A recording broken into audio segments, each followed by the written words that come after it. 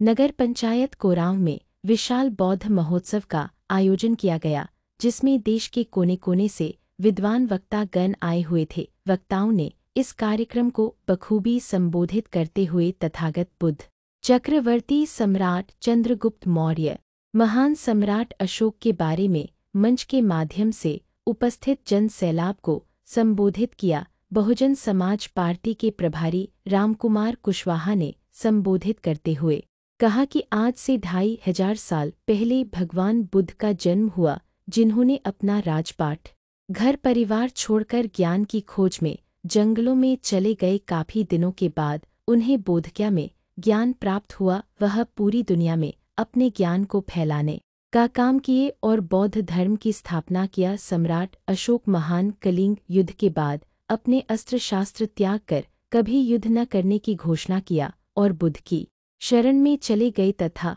बौद्ध धर्म की दीक्षा ली। उन्हीं के द्वारा 84,000 स्तूपों का निर्माण कराया गया और यहाँ तक कि अपने पुत्र महेंद्र और पुत्री संघमित्रा को बौद्ध धर्म के प्रचार प्रसार हेतु श्रीलंका भेजा। कार्यक्रम का संचालन डॉक्टर अनिरुद्ध प्रसाद सिंह कुशवाहा ने किया। इस भारत की धरती पर पैदा हुए और पैदा होने के बाद अपनी राजपाट छोड़ करके सत्य की खोज में, वास्तव में दुनिया में क्या सत्य है, जो सही मार्ग है, उसको जानने के लिए जंगल में, वनों में घूमते हुए बोध गया में उनको जो है सत्य की खोज हुई, उन्हें ज्ञान की खोज हुई। वो बोध गया, मैं उसका भी उल्लेख कर दूं साथियों, बोध गया जो पूरे दुनिया का सबसे बड़ा बुद्धा टेम्पल है, जो बुद्ध विहार है सबसे बड़ा इस भारत का और पूरी दुनिया का। आज बोध गया की भी लड़ाई चल रही है, वहां भी संकट के बादल छाए हैं।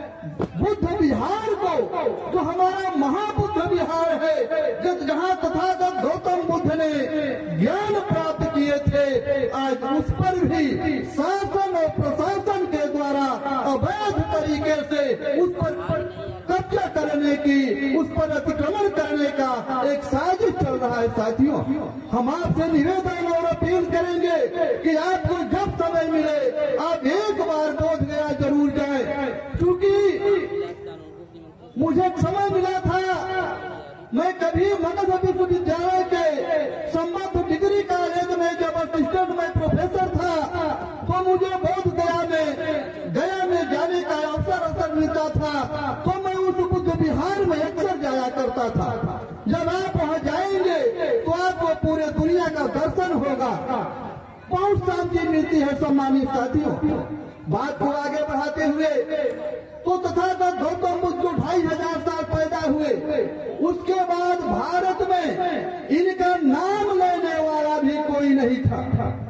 लेकिन जब मौर्य वंश भारत में शासक हुआ, चंद्रगुप्त मौर्य के बारे में आप जानते हैं, जो इस खंड खंड भारत को अखंड भारत बनाया, चक्रवर्ती सम्राट कहे, उन्हीं के वंश में अशोका दी ग्रेट पैदा हुआ। सम्राट अशोक के बारे में भी आप सब जानते हैं।